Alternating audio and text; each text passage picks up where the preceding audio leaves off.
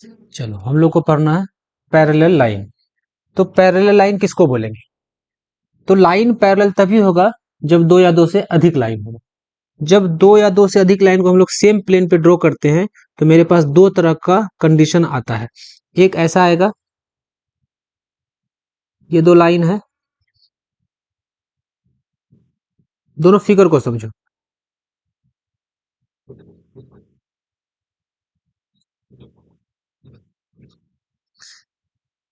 ये वाला लाइन मान लेते एल है और इस वाले लाइन का नाम एम दे दिए। इसी तरीके से दो लाइन को और हम ड्रॉ करेंगे, दो लाइन को और ड्रॉ करेंगे। मान लेते एक लाइन ऐसे है, एल ऐसे हो जाएगा, एम ऐसे हो जाएगा।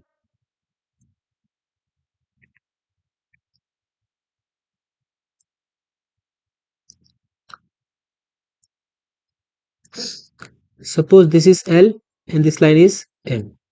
एल और एम को हम लोग जब देखते हैं तो एल और एम के बीच एक कॉमन पॉइंट है, ये वाला पॉइंट जो है दोनों में कॉमन है। तो जब दो लाइन के बीच एक कॉमन पॉइंट आ जाए, ऐसे लाइन को हम लोग इंटरसेक्टिंग लाइन बोलेंगे।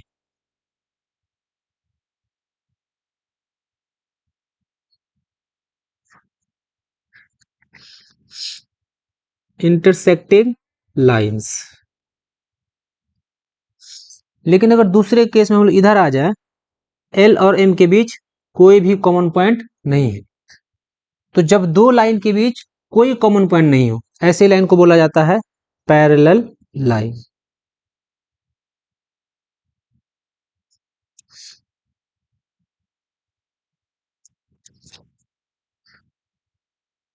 इसके पास कॉमन पॉइंट है और इसके पास नो कॉमन पॉइंट। इसके पास नो कॉमन पॉइंट।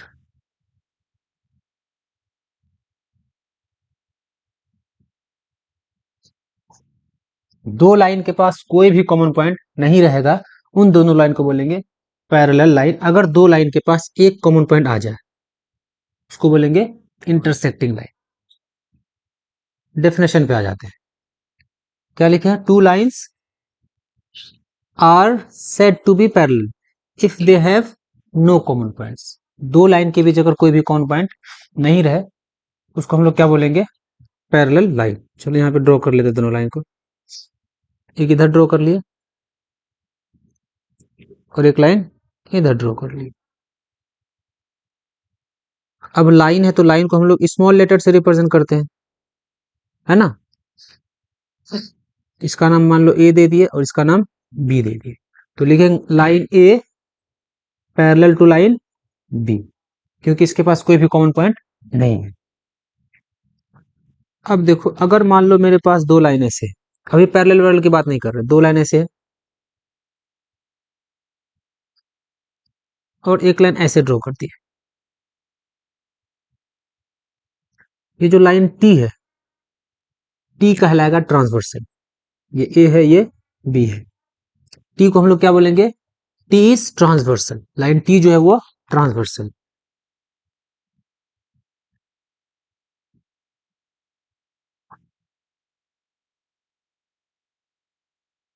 टी को क्या कहलाएंगे? ट्रांसवर्सल कहलाएगा टी। तो ट्रांसवर्सल का डेफिनेशन क्या है? ट्रांसवर्सल मीन्स ऐसा लाइन जो या दो से अधिक लाइन को क्या करे? इंटरसेक्ट करे अलग अलग पॉइंट पे। जो दो या दो से अधिक लाइन को क्या करे? इंटरसेक्ट करे अलग अलग पॉइंट पे। जैसे मान लो लाइन ए को इस वाले पॉइंट पे कट कर रहा है, ए पे कट कर रहा है, और लाइन बी को बी पे कट कर रहा है।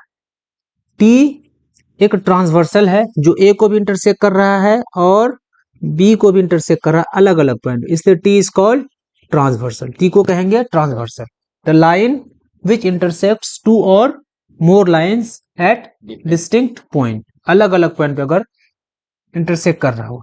अगर मान लो मेरे पास एक ऐसा लाइन है, एक ये लाइन है, ठीक है, एक ये लाइन है, और यहां से एक हम अलग कलर का लाइन ले लेते हैं, ये वाला। अरे समझ गए क्या हो गया? चलो, इस केस में अगर हमको पूछेगा कौन सा लाइन ट्रांसवर्सल है, ये L है, इसको मान लेते M है, और इस वाले लाइन को N मान लेते। ये जो फिगर हमको दिया हुआ है, इस फिगर में कौन सा लाइन ट्रांसवर्सल है? सारे के सारे लाइन ट्रांसवर्सल। क्यों? अगर हम लोग M की बात करें, M देखो L को भी कट कर रहा है, M कहाँ पे कट कर रहा है? A पे कट कर रहा है मान लेते, और N को भी कट कर रहा है, कहाँ पे? सपोज टू इस वाले पॉइंट का नाम B है। इसका मतलब M इज अ ट्रांसवर्सल, क्योंकि M L को भी इंटरसेक्ट कर रहा है और N को भी इंटरसेक्ट कर रहा है। अब L को चेक कर लेते हैं। जैसे हम लोग L को चेक करें, देखो L है, लाइन L N को भी इंटरसेक्ट कर रहा है C पॉइंट पे, इस पॉइंट का नाम C रख दिए हैं, और लाइन M को भी इंटरसेक्ट कर रहा है किस पॉइंट पे? पॉइंट A पे। इसका मतलब L भी एक ट्रांसवर्सल है। अब N को चेक कर लेते हैं। लाइन N जो है M को इंटरसेक्ट कर रहा है B पे, और L को इंटरसेक्ट कर रहा है C में। इसका मतलब all the lines are transversal. इस फिगर में सारे के सारे लाइन क्या है? Transversal. In the given figure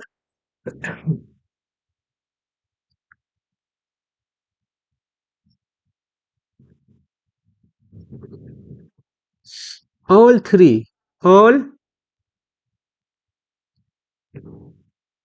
three lines are transversal।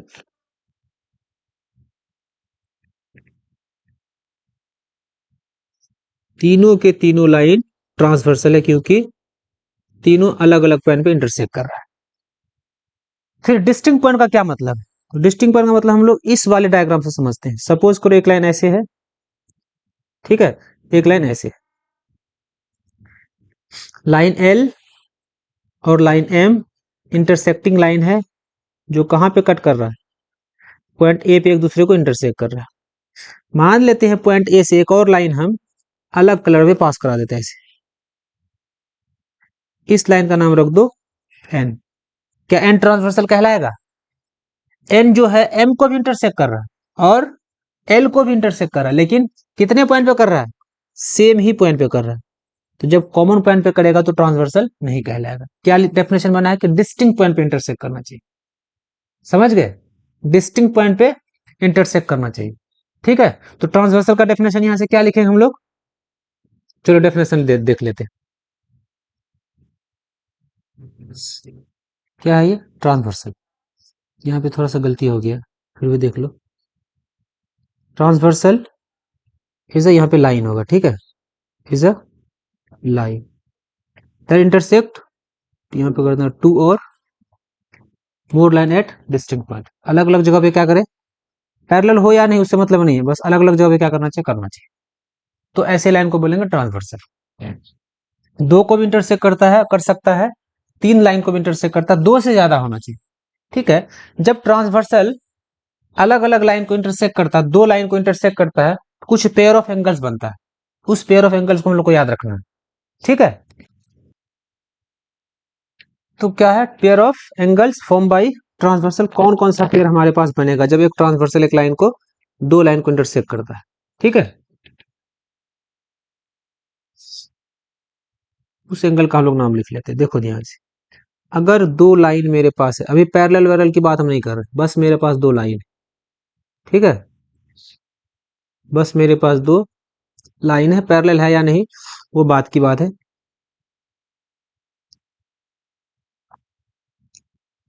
ये दो लाइन है मेरे पास, इस लाइन को एक लाइन इंटरसेक्ट कर दिया ऐसे। ठीक है, ये वाला लाइन L मान लिए, इस वाली लाइन का नाम M दे दिए हैं, और ये ट्रांसवर्सल है, इस ट्रांसवर्सल का नाम T रख देते हैं। एक ट्रांसवर्सल दो लाइन को इंटरसेक्ट किया है, L को भी किया और M को भी किया। L को मान लेते इस वाले पॉइंट पे किया, पॉइंट A पे, और M को पॉइंट B पे किया। कुछ एंगल है ट्रांसवर्सल और लाइन के साथ, लेकिन एंगल क्या होना चाहिए? पेयर में होना चाहिए। उस कुछ खास एंगल को हम लोग लिख लेते हैं। तो सबसे पहला पेयर जो लिखेंगे, लिखो यहाँ पे देखो, अगर एक लाइन के ऊपर लेना, एक लाइन के ऊपर लेना है, इसका नाम दे दो 1। दूसरे लाइन के कहाँ लेना है? ऊपर लेना है, और ट्रांसवर्सल के सेम साइड। ट्रांसवर्सल के इसको बोलेंगे pair of corresponding angle, pair of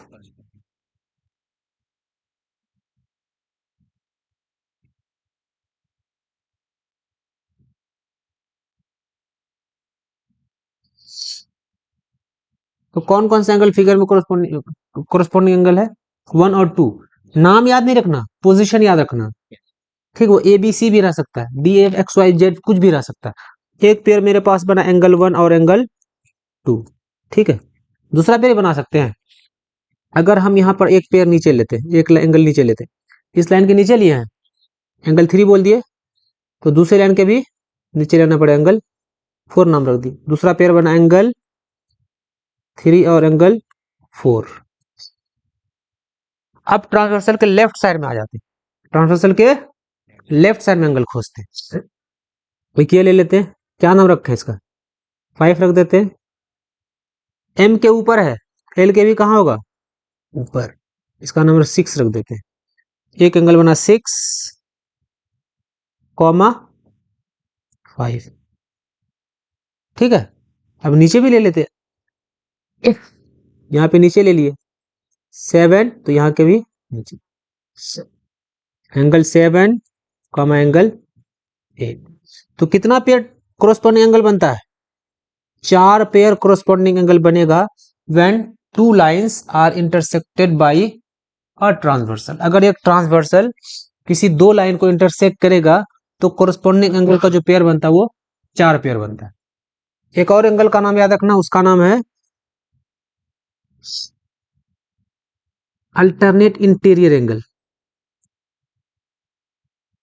alternate interior angle.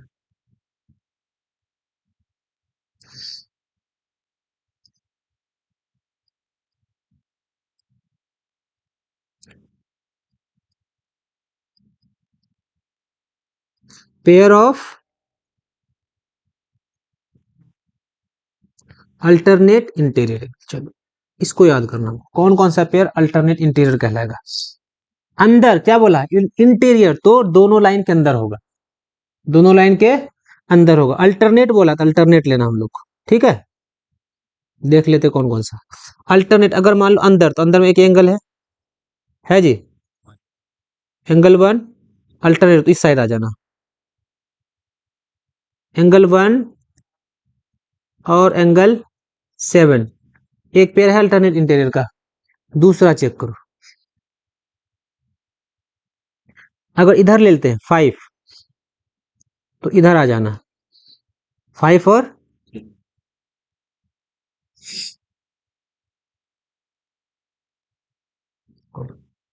ठीक है।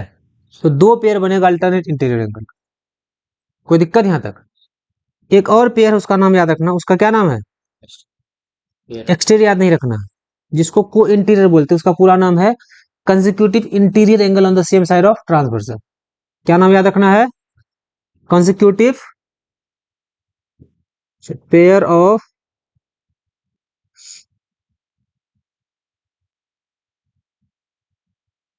consecutive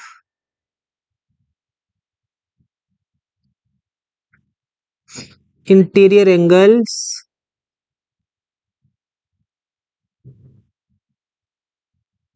on the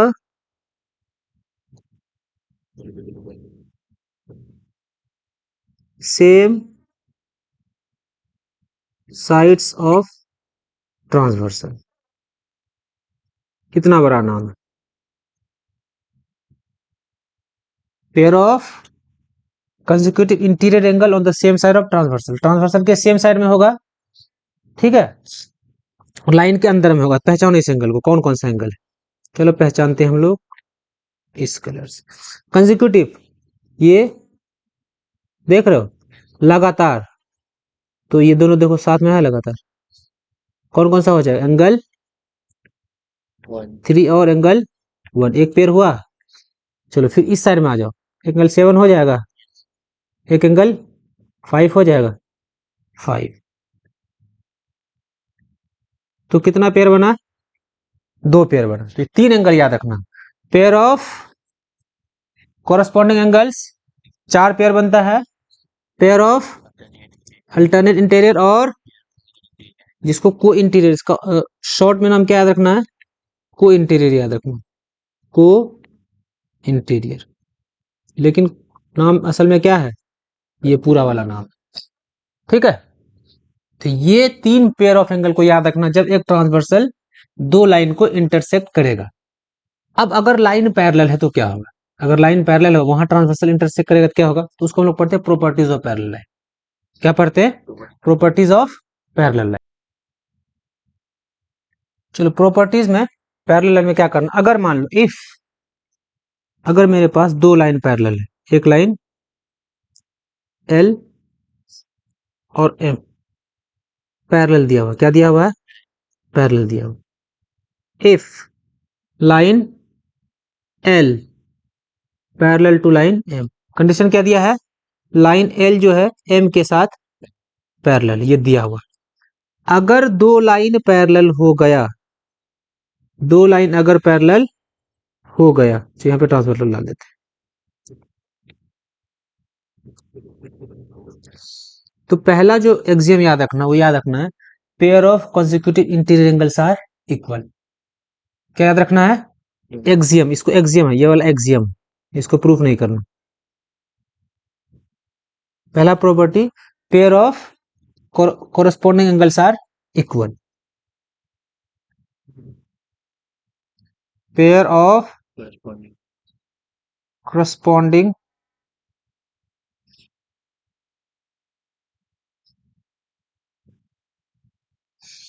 angles are equal।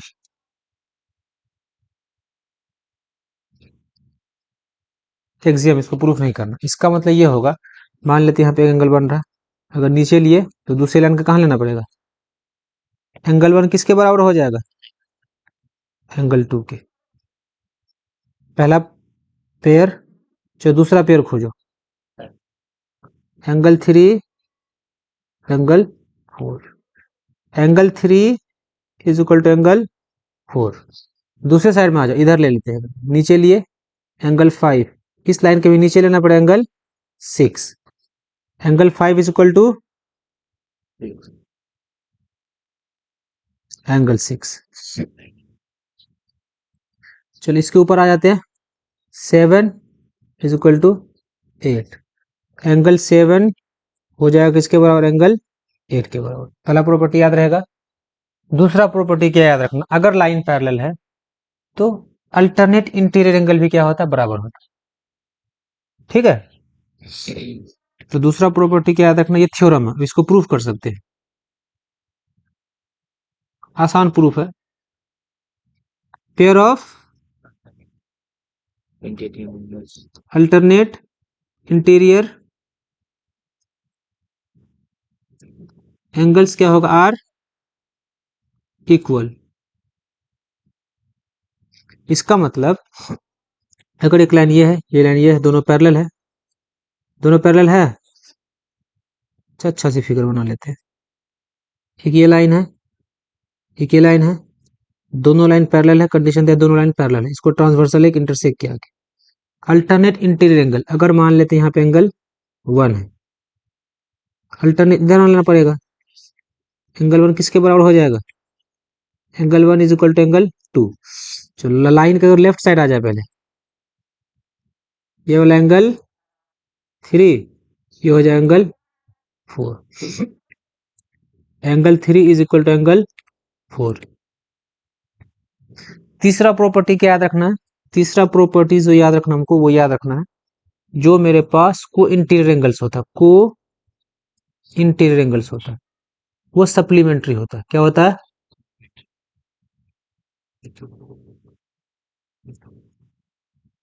Supplementary का मतलब ये हुआ, अगर 2 लाइन पैरेलल दिया हुआ, L parallel M, line L है, यहां से एक ट्रांसवर्सल है, ठीक है, लाइन एल लाइन एम दोनों पैरेलल है, जो को इंटीरियर एंगल्स होगा, एंगल 1 प्लस एंगल 2, देख रहे हो, एंगल 1 प्लस एंगल 2 180 डिग्री, ये कहता है तीसरा। ठीक है, दूसरा पेयर, एक्सटीरियर के साथ नहीं, हाँ एक्सटीरियर के साथ ऐसा नहीं, एक्सटीरियर के साथ, ऐसा था। एक्सटीरियर हमको उतना पढ़ना ही नहीं है, होता बहुत कुछ।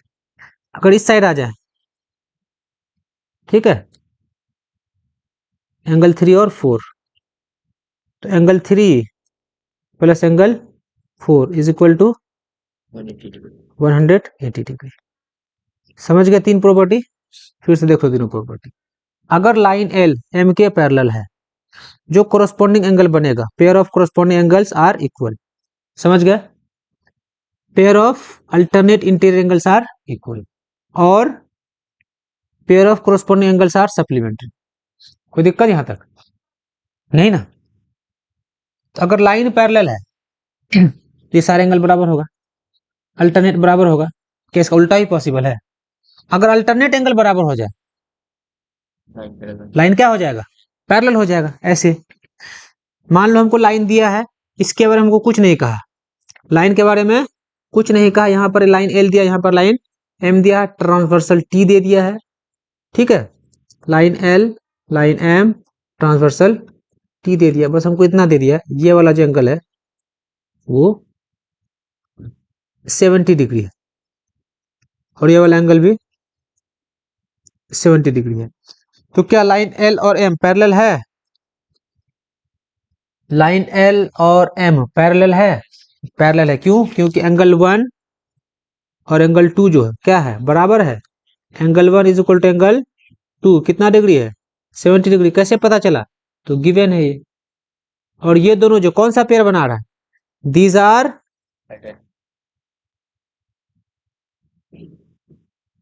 Pair of alternate interior angles. अगर अल्टरनेट इंटीरियर एंगल बराबर हो जाए तो गिवन लाइन पैरेलल हो जाएगा, तो एल पैरेलल टू एम। तो ये उल्टा भी पॉसिबल है। इसी तरीके से एक और क्वेश्चन यहाँ पे ले लेते हैं।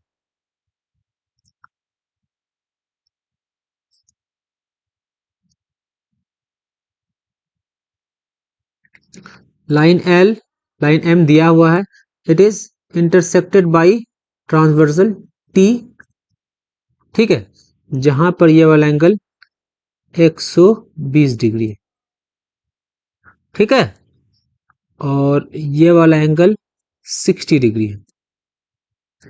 क्या दोनों लाइन पैरेलल है? एल और एम पैरेलल है क्या? कैसे? तो देखो ध्यान से, एंगल 1 और एंगल 2 कौन सा पेयर है? को इंटीरियर का पेयर है। एंगल 1 एंड एंगल 2 कैसा पेयर है? तो को इंटीरियर का, को इंटीरियर है। को इंटीरियर का सम कर दो, एंगल 1 प्लस एंगल 2 180 हो रहा है। अगर को इंटीरियर 180 हो जाए तो गिवन लाइन आपस में पैरेलल हो जाता है, इसलिए एल पैरेलल एम। तो ये बहुत आसान आसान कॉन्सेप्ट है। तो पैरेलल लाइन का ये कॉन्सेप्ट हुआ। अब कुछ क्वेश्चंस का हम लोग प्रैक्टिस करते हैं। चलिए क्वेश्चन एक हम आराम सा क्वेश्चन, आसान सा क्वेश्चन देते हैं।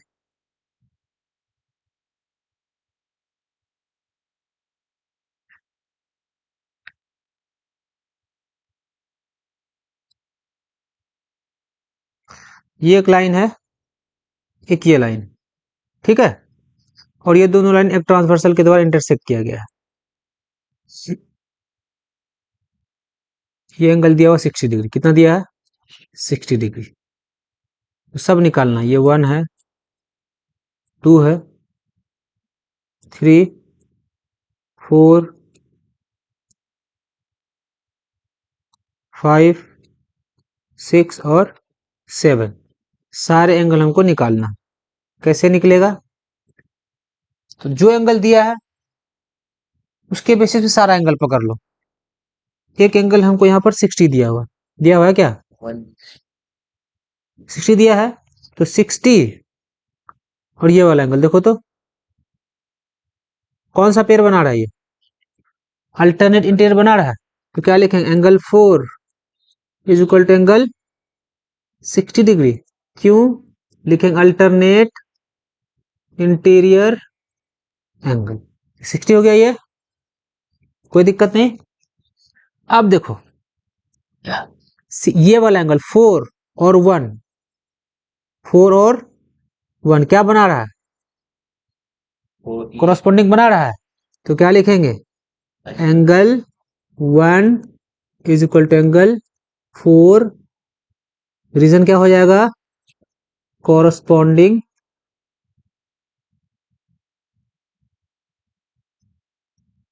एंगल। तो कितना डिग्री हो जाएगा ये? 60। यस कोई दिक्कत? और किसी के साथ इसका रिलेशन है? 60 को आप देखो, हाँ अभी वो हमको वर्टिकली अपोजिट अभी नहीं लगाना, अभी जो पढ़े वही लगाना। अब यहां पर देखो तो एंगल 4 और angle 3, angle 4 plus angle 3 180 degree होगा। एंगल 4 प्लस एंगल 3 को इंटीरियर एंगल है, लेकिन को इंटीरियर एंगल, ठीक है। एंगल 4 है 60 degree plus 3 angle 3 is equal to 180 degree. तो एंगल 3 का वैल्यू 120 हो जाएगा। चलो एंगल 3 हो गया मेरा 120। एंगल 3 इसका एंगल 6 कॉरस्पॉन्डिंग एंगल 3 किसके बराबर हो जाएगा? एंगल 6 के बराबर। तो angle 6 is equal to angle 3, reason क्या लिखेंगे? Corresponding angles. समझ गए? तो ये मेरे पास 120 है, ये भी 120। कोई दिक्कत?